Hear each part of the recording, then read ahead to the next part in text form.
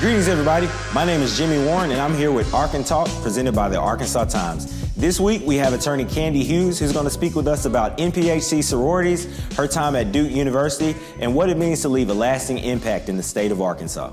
Kandi, thank you so much for coming to ArkanTalk today. Greatly appreciate it. So first, for those who don't know, tell us a little bit about yourself. Okay, so my name is Kandi Hughes. I am a native of Little Rock, Arkansas.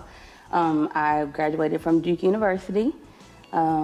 Came back home, went to law school here at Bowen School of Law.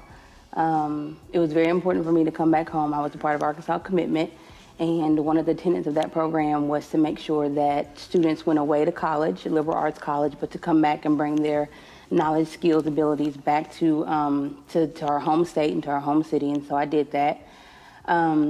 I obtained my MBA, University of Central Arkansas, and I'm currently getting an LLM in Energy and Natural Resources from the University of Oklahoma.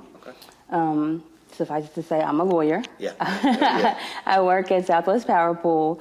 I handle all of our HR-related matters as well as our vendor contract matters. Awesome. Yeah. And you failed to mention that you've recently been awarded Arkansas Business 40 Under 40. I was. So definitely big congrats about that. And Thank you. Along with those accomplishments, so what does it feel like to be a woman of color that is now breaking those glass ceilings? Yeah, it feels amazing. It really does. I consider myself fairly young, so getting these accolades at such a young age is very much a blessing. I think one of the biggest things about getting the accolades and doing the things that I'm doing is really just showing my children giving them an opportunity to see that, hey, you know, women can do anything that a man can do. Yeah. Oftentimes we do it better, I'd like to say. But just being able to show them that you can be a mom, you can do community service, you can be a professional woman in an industry that is very male-driven and still be successful and be happy. Yeah. Oh, yeah. So what was the college life like at the prestigious Duke? Did you see Coach K, or did you run across any now NBA players or anything? So I hate this question because I love Duke. I love my experiences there. I only went to one basketball game while I was there.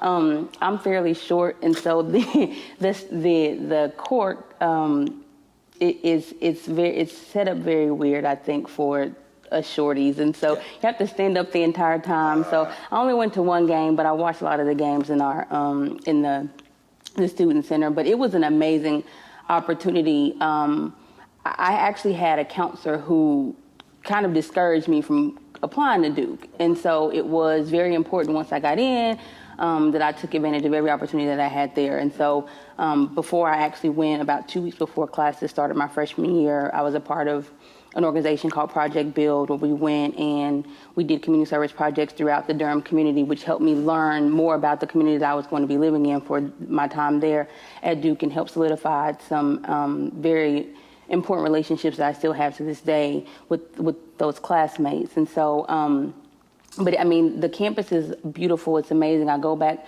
to homecoming as often as I can. I try to give back when I can. I try to keep in contact with as many people as I can, just because I'm so far away. Arkansas, you know, it's a significant distance from North Carolina, and so being able to just kind of connect and stay connected with that part of my life is very special and important to me. Oh, yeah, definitely. Yeah. So during that time, and I know now that you're president of Chi Eta Omega, Chi Eta Omega chapter of the Alpha Kappa Alpha Sorority Incorporated. So I'm guessing that those are some things that transpired that led you to actually go through and join that sorority there at Duke. That's correct. So I actually joined in fall 2001 as an undergrad, as a sophomore.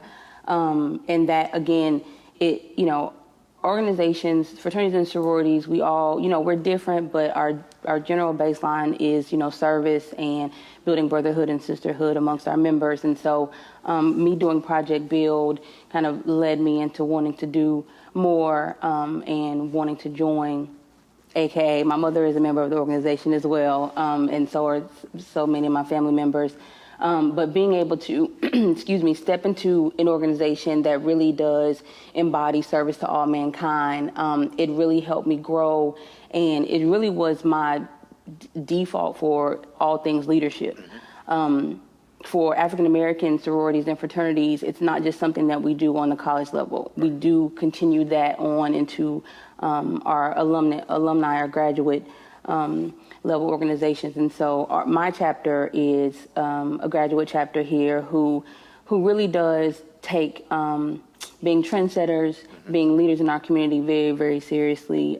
We work hard and we play hard. I mean, that's what my main mantra is. But I think that being the leader of such a great group of dynamic and brilliant, intelligent, smart, funny, fun women is one of my greatest joys right now. It's Absolutely. tough, it's hard work, but I enjoy it. I know last election cycle I was able to participate and go to the political awareness event that you guys had. Why do you feel like for NPHC organizations especially that they should be involved in voter registration and things that lead up to the legislation? Sure, I think mainly because we are and will continue to be an underserved and underrepresented population. We do, of course, allow members of all races in our organization, but they're majority people of color, specifically Black people. And so it's important to make sure that that particular constituency is well abreast, well versed on the issues that will directly impact them. And so that pink party that we have that every election cycle is an opportunity for our constituency to be able to talk and speak with those candidates who are running for various political offices, and where they might not have had an opportunity to do so in any other form or any other venue.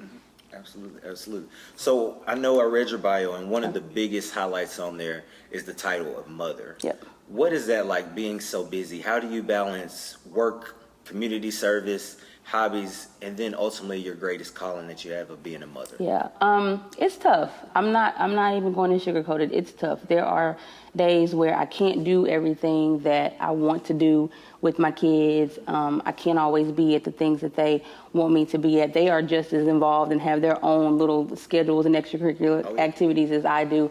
But I try to explain to them that there is a great calling and responsibility that we have as people on this earth to give back. And so anytime that I can kind of combine everything, I do. My kids have come to work with me. My kids come to community service with me. They come to chapter meetings with me.